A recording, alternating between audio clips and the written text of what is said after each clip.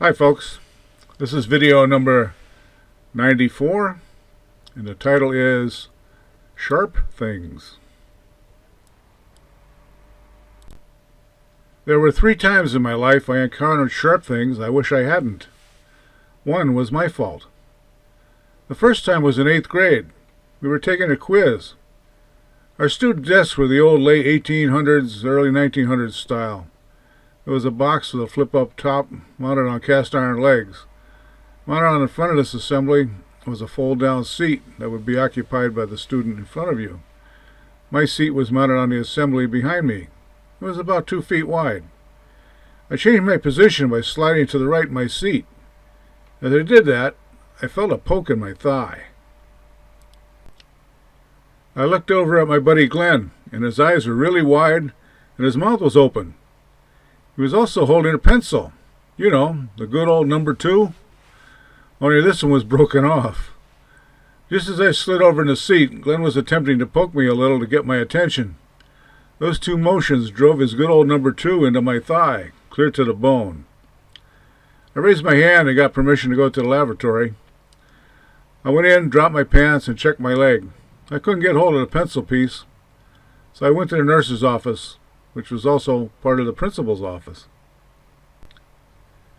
They called the school doctor in Dalton. I rode with the principal, Mr. Simoncelli, to the doctor. I don't remember the doctor's name. I was up on a table with no pants on. The doc had me lay on my side and face the wall. I asked if I could watch. He said, "No, just look at the wall." I really did want to watch.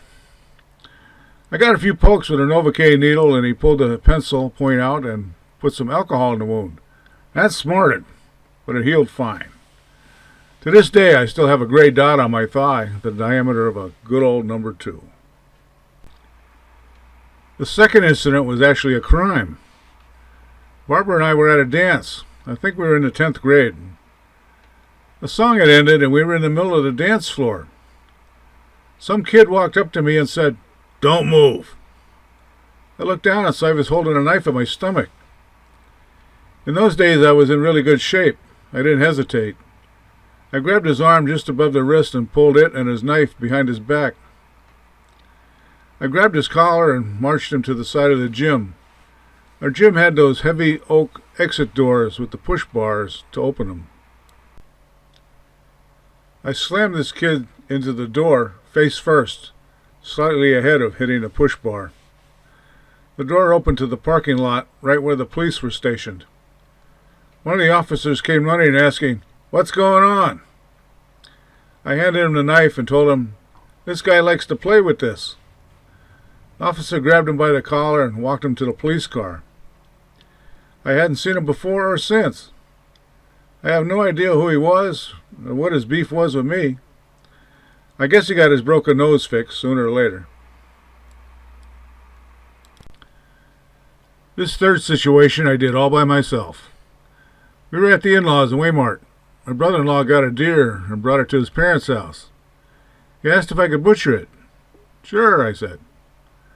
I had the deer on the kitchen table and using my trusty Buck 110 folder to do the job. I was working alone and progressing nicely. There was a noise on the back porch causing me to glance at the door window.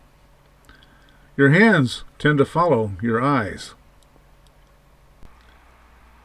That is what happened as I was making a downward cut to divide the ribs. My hand shifted to the left following my glance. The knife tip hit a bone and glanced off. I felt a poke in my left arm. When I looked down, I saw that the blade of my trusty 110 was embedded in my arm, about 3 inches above the wrist. I also noticed the skin on top of my arm was humped up like a tent. Damn, I had to pull that out. I took a deep breath and yanked. The blade came out in one move. I had cut a vein. I knew it was a vein because a rippling ribbon of blood streamed in an arc 12 feet across the kitchen and splashed on the wall. I clamped my right hand over the wound and asked my brother-in-law to come out and give me a hand. He came into the kitchen and saw the blood. He asked, "What did you do?" I told him to keep it down and he needed to take me to the hospital.